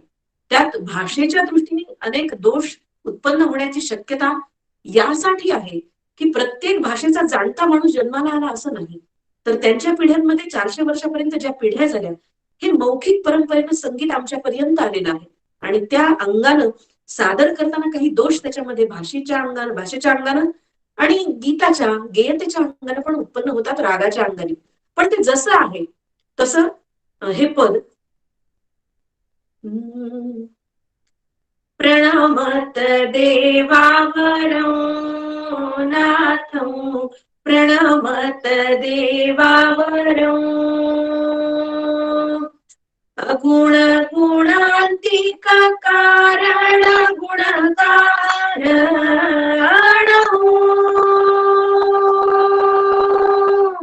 अगुण गुणांतिका कारण गुणकारण गुण गुण गुणित मनातु प्रणमत देवावरं नाथो प्रणमत देवावरं शुभग शुभद शुभ षड्भुज भुजनी भासो विशाद विशारद भासो प्रणमत देवावरं नाथो प्रणमत देवावरं वेद माधव माधवादि दिगंबरं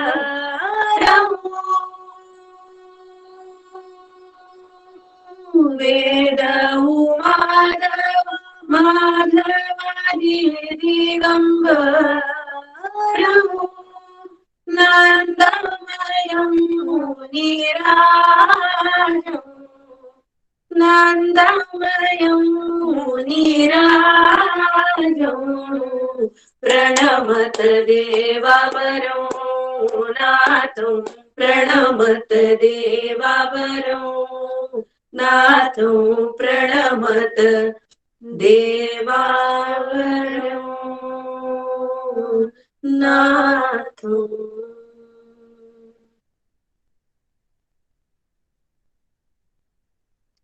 अत्यंत सुंदर अशा ह्या संस्कृत रचना आहेत. संस्कृत येत नसल्यामुळे या रचना फक्त निवडकच आता म्हटल्या जातात. ही खंत खरं म्हणजे आहे. या रचना पुन्हा म्हणल्या जाव्यात आणि पूर्ण त्यांचं वाङ्मय उपलब्ध व्हावं. 1.25 लाख पदांचा अर्णव, 1.25 लाख ओव्यांचा गीतार्णव रचलेला हा माणूस म्हणजे गीतेवरचं इतकं भाष्य तर तुम्हाला कुठेही ऐकायला बघायला मिळणार नाही.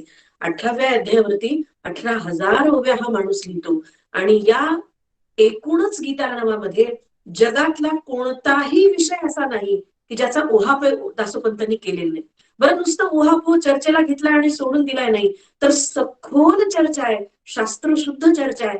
अगदी कृषीपासून अर्थापर्यंत सगळ्या विषयात PhD करता येईल आणि अनेकांना करता येईल इतकं मटेरियल दासोपंतांच्या एका गीतार्णवामध्ये सामावलेलं आहे. हे माझं विद्यार्थ्यांना खरं म्हणजे आवाहन आहे. म्हणजे माती कशी वापरावी, मातीचे प्रकार कोणते, तत्कालीन कृषी धर्म कसा असतो, तो कसा करावा, शेतकरी कसा असावा, इथपासून सैनिक कसा असावा, असे अनेक प्रकार, अनेक विषय ज्याला मर्यादा नाही, इतकी दासोपंतांनी चर्चा यामध्ये केलेली आहे. आपण मला खरं म्हणजे या ठिकाणी दासोपंत प्रकट करण्याची संधी दिलीत. मी माझी ही कर्तव्य समजते, माझी ही जबाबदारी समजते की मला जिथे कुठे विषय विचारला जातो तेव्हा मी आधी दासोपंत ठेवते आणि मग दुसरा, की त्यांना नाही औचित्य नाहीये तर मग दुसरा. पण मराठी राजभाषा दिनाच्या निमित्तानं औचित्याने का होईना दासोपंत मराठी आणि दासोपंतांचा मराठी बाणा आणि त्याचबरोबर त्यांची वाङ्मय निर्मिती या सगळ्या गोष्टींची मला त्रोटक का होईना तुमच्यासोबत चर्चा करता आली. तुमच्या या सर्व विद्यार्थ्यांच्या समोर मला हे सांगता आलं की दासोपंत हा असा माणूस आहे की जो मराठीच्या, संस्कृतच्या आणि इतर अनेक विषयांच्या अभ्यासक्रमात लागला पाहिजे. आणि तो अभ्यासक्रमात लागेल तर त्यांचे विचार तुम्हाला कळतील. राजा कसा असावा, प्रधान कसा असावा, गनिमी कावा म्हणजे काय. आपण म्हणतो समर्थ रामदासांनी सांगितलं, समर्थांच्या अगोदर दासोपंतांनी याच्यावर प्रचंड चर्चा केलेली आहे. गनिमी कावा असतो कसा. असो, विषय पुन्हा लांबत जाईल, मी पुन्हा पुन्हा परत येते. तर आपण मला बोलावलं, ही चर्चा करण्याची संधी दिलीत, मला प्रकटीकरणाची संधी दिलीत आणि दासोपंत इतक्या लोकांपर्यंत, विद्यार्थ्यांपर्यंत पोहोचवण्याची संधी आपण मला दिलीत. रेवा कुलकर्णी मॅडम, संस्कृत विभाग प्रमुख आणि दयानंद कॉलेज आणि त्याचबरोबर शिंदे सर, मी सर्वांचे मनपूर्वक आभार मानते. जो दुवा म्हणून तुम्हाला लाभला ती तुमची विद्यार्थिनी अद्वैता, हिला सुद्धा खूप अभिमान आहे की आपण ज्या संत कुळाच्या वंशज आईच्या पोटी जन्माला आलोय, आपणही त्यातच काहीतरी करावं आणि करण्यासारखं खूप काही आहे. या प्रांगणामध्ये अनेक विद्यार्थ्यांनी येऊन याचा आस्वाद घ्यावा, काही काम करावं आणि आपल्याला जर काही गीतारणवाच्या संदर्भात हवं असेल पीएचडीच्या संशोधनासाठी तर मी नक्की मदत करीन. अंबाजोगाई तुम्हाला ते ग्रंथ, त्याचे अध्याय जे शक्य आहे तेवढं मदत करण्याची मी जरूर माझ्याकडून माझा संपूर्ण प्रयत्न करीन. या ठिकाणी मी आत्ता थांबते, माझ्या वाणीला पूर्ण विराम देते आणि पुन्हा एकदा आपले धन्यवाद.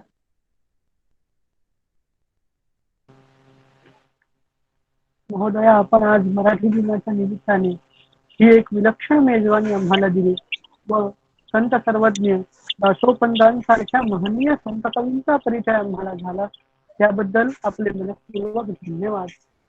यानंतर आजच्या कार्यक्रमाचे अध्यक्ष आदरणीय प्राचार्य डॉक्टर V.P. उबाळे सरांना मी विनंती करतो की त्यांनी अध्यक्षीय मनोगत व्यक्त करावे.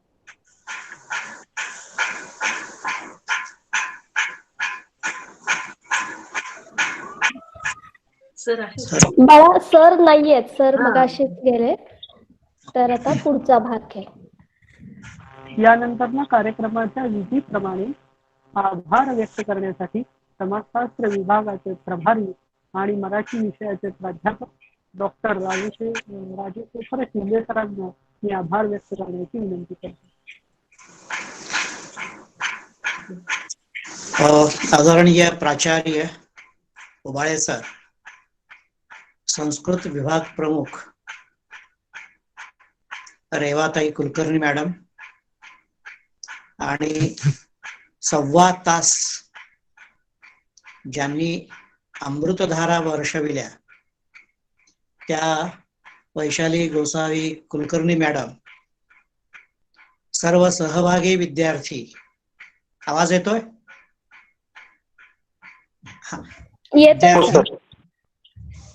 उत्तम सर, होटकर मॅडम, ऋषिकेश,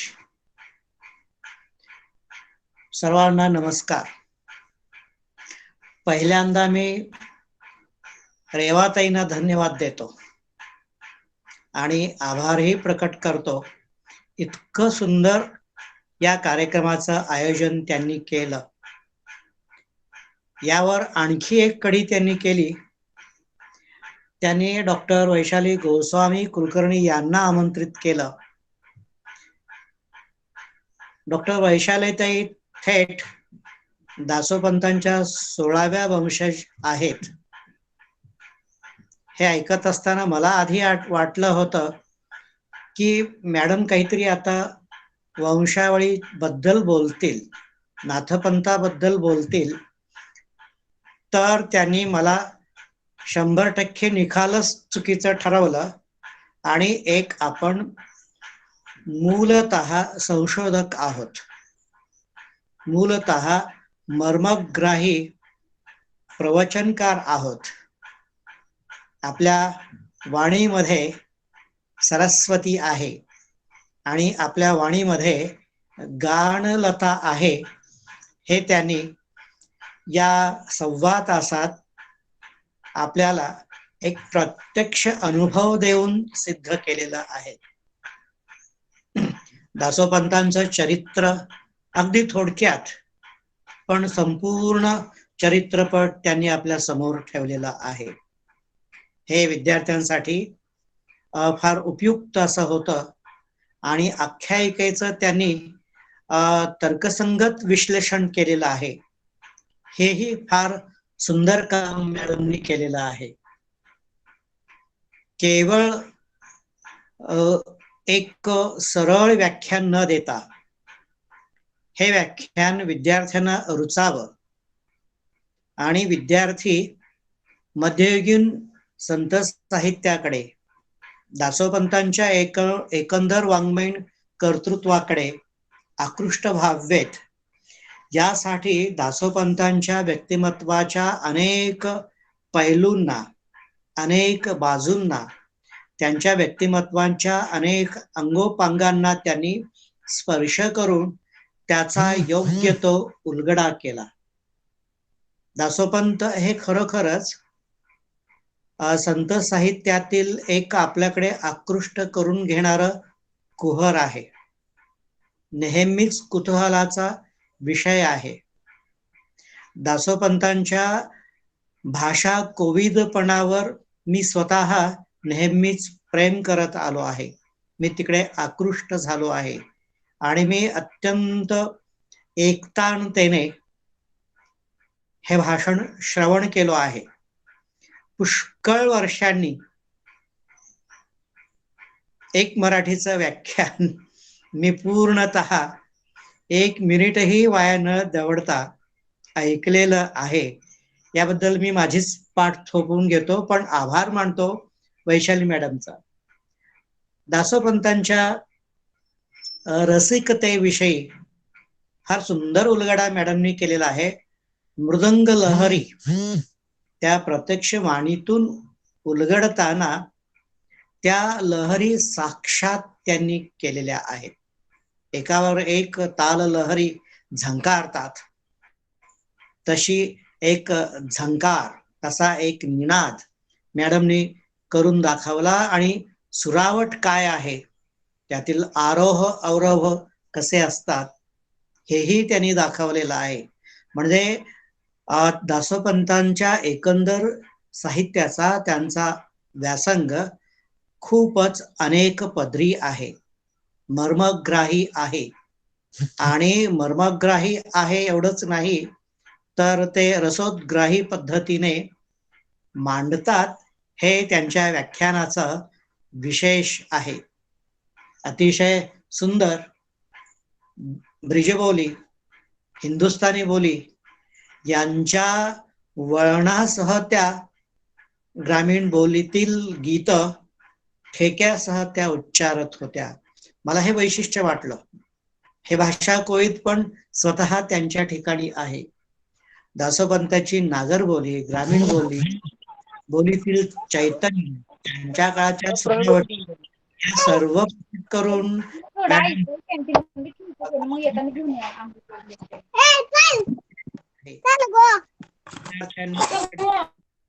समाजशास्त्राच्या दृष्टिकोनातून हे या व्याख्यानाचं मी फलित समजेन. मॅडमनी, संस्कृतच्या मॅडमनी, रेवा मॅडमनी समाजशास्त्राला त्यात अक्षरशः खेचून घेतलं. हा त्यांचा मोठेपणा आहे. आणि खरं तर असा हा पहिला भाषा दिन असेल मराठीचा भाषा दिन, संस्कृत आणि समाजशास्त्र विभाग साजरा करतो आहे. मराठी विभाग सोडून जर इतर विभाग, सायन्स, सोशल सायन्स हे जर साजरा करत असतील, सर जोडीला इलेक्ट्रॉनिक्स विभाग पण आहे. त्या स्वतः इलेक्ट्रॉनिक्सच्या आहेत आणि त्यांना रस आहे साहित्यात आणि संशोधन करतात संतांच्या आध्यात्मिकतेवर. त्रिपदरी, त्रिवेणी, अनेक बहुपेडी एक सुंदर भाग म्हटला पाहिजे. मी म्हणून रेवा मॅडमना धन्यवाद देतो. एक चांगलं व्यक्तिमत्व दर्शन आपल्याला घडवलं. त्यांची वाणी आपण ऐकली. निश्चितच सर म्हणतायत, प्राचार्य म्हणतायत त्याप्रमाणे त्यांना जेव्हा हे सगळं व्यवस्थित सुरू होईल तेव्हा एखाद्या चांगल्या मोठ्या कार्यक्रमाला बोलावतच, किंबहुना आणखी एका वेगळ्या मोठ्या कार्यक्रमात त्यांना बोलावून घेऊत आणि त्यांच्या प्रवचनाचाही कार्यक्रम आपण महाविद्यालयामध्ये ठेवूत. कारण आपलं महाविद्यालय संस्कृती जपत, संस्कार जपत आणि हे आपल्यावर जे आध्यात्मिक संस्कार असतात यातून माणूस पण आपण उभं करत असतो. आणि ही वाणी महाविद्यालयाच्या प्रांगणामध्ये झंकारली पाहिजे, निनादली पाहिजे. आपल्याकडे होम हवन होतं, तर इतकी पवित्र वाणी सुद्धा आपल्याकडे झंकारली पाहिजे. आपण निश्चितच आमंत्रित करूत. रेवा मॅडम, ऋषिकेश, आणखी मी सर्वांचे मी आभार मानतो. सूत्रसंचालन ऋषिकेश, असं वाटलं की आकाशवाणीमध्ये बसून किंवा दूरदर्शनच्या स्क्रीनवर बसून कशा स्वरूपाचा नेहरू शर्ट तसाच बसलेला आहे आणि तसा बसलेल्या मला असं वाटलं, मला आजही या गोष्टी जमत नाहीत. मी गेली 17 वर्ष बोलत फिरतो बाहेर, पण मला हे कधी जमलं नाही. फार कौतुक आहे ऋषिकेश तुझं. सर्वांचे आभार. विशेषतः मी मॅडमचे मनापासून अंतःकरणपूर्वक धन्यवाद, आभार मानतो. आणि प्राचार्यांच्या अनुमतीने मी त्यांना आत्ताच आमंत्रण देतो आहे की तुम्ही आमच्या कॉलेजला अवश्य या. मी पुन्हा सूत्रसंचालकाकडे पुढील भागासाठी देतो. धन्यवाद मॅडम, सर्वांचे आभार. धन्यवाद सर. केला शिंदे सर हे महाराष्ट्रामध्ये मराठीचे समीक्षक म्हणून अतिशय प्रसिद्ध आहेत आणि आज आपल्याला त्यांची समीक्षा ऐकायला मिळालेली आहे. हा एक खरंच. उत्तम योग आलेला आहे. अगदी अगदी. तर छान या आहे, मॅडम. ठिकाणी आपण कार्यक्रम थांबवूया. पुनरागमनायच पुनर्मिलामः. पुनर्मिलामः. धन्यवाद. धन्यवाद. मॅडम गरम धन्यवाद मॅम. चहाचं आयोजन केलेलं आहे, हा. जरूर यावं. हे फार छान झालंय ऑनलाईन मध्ये.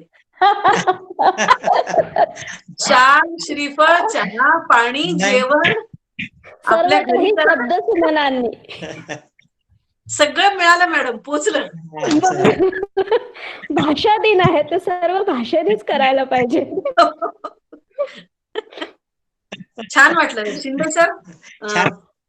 खूप खूप छान वाटलं तुमचं समीक्षण. म्हणजे खरं म्हणजे माझ्या पदरात चांगला अनुभव आणखी एक गाठीशी पडला इतकंच. आणि एक तुम्हा दोघांची म्हणजे रेवा मॅडमची तशी ओळख आहेच, त्यांची सुद्धा अनेक लेक्चर्स मी ऐकते येता जाता का होईना. मी तिला नेहमी म्हणते की शिकवणाऱ्या बाई मिळाल्या हे तुमचं भाग्य समजा. आणि त्यांची तर तशी ओळख आहेच, पण तुमची ओळख झाली, छान वाटलं. रेवाताई फार चौकस आणि बहुश्रुत आहेत. अगदी तुमची अगदी. तुमच्याशी मैत्री